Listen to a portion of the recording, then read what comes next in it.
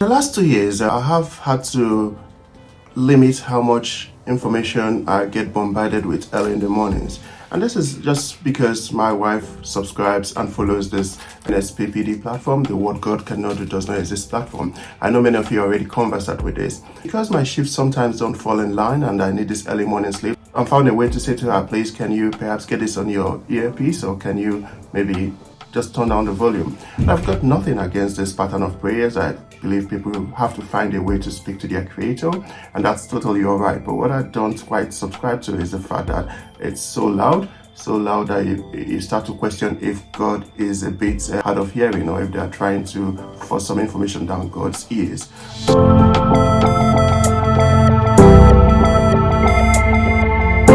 But people have the right to present themselves to their creator in whatever way that they feel is best to them, that suits their needs, or to fight the battles that they want to fight. That's not the issue today.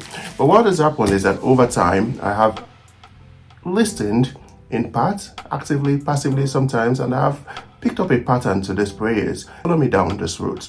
In one particular session, a whole lot of diagnoses are thrown out there. A whole lot of diseases are sorted, prophesied about, picked upon, and healings happen left, right, and center.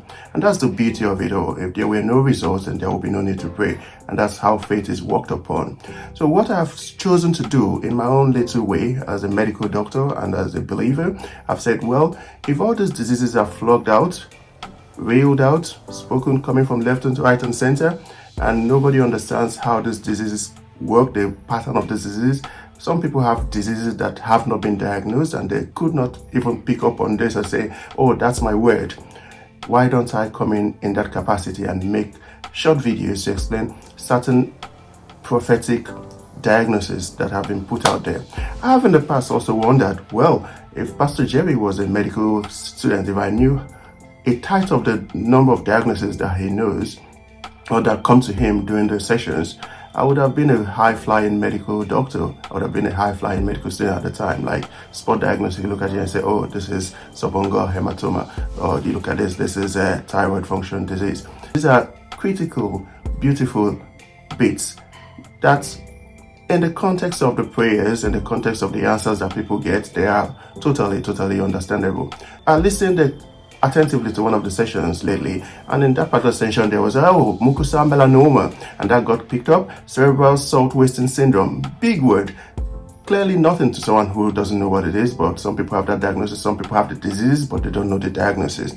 And then it's mentioned hypogonadism, thyroid eye disease, and so on and so forth.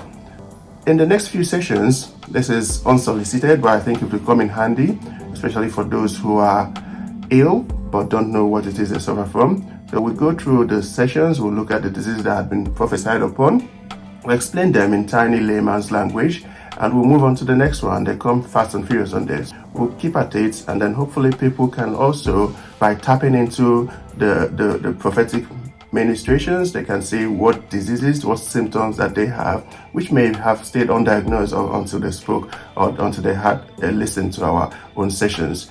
Follow me through. It's all for the faith, it's all for the ministry, and we're not here to minimize the impact of what God does or what God does not do. We're just saying, let these diseases have a little bit of a clearer explanation, and to get those words out there so that more people can use their faith, obtain their healing, know their disease, know their diagnosis, and perhaps seek medical help should they need to. My name is Dr. Ojiobira. I'm the GP with a special interest in YouTube, and I will be seeing you around. Please like, share, subscribe, leave a comment. Do you think it's worth doing? Do you think it's all spiritual? We shouldn't venture in that realm? Well, the spiritual works with the physical, and being a medical doctor, I think it is my only contribution to the ministry. Thank you, and see you around shortly. Bye.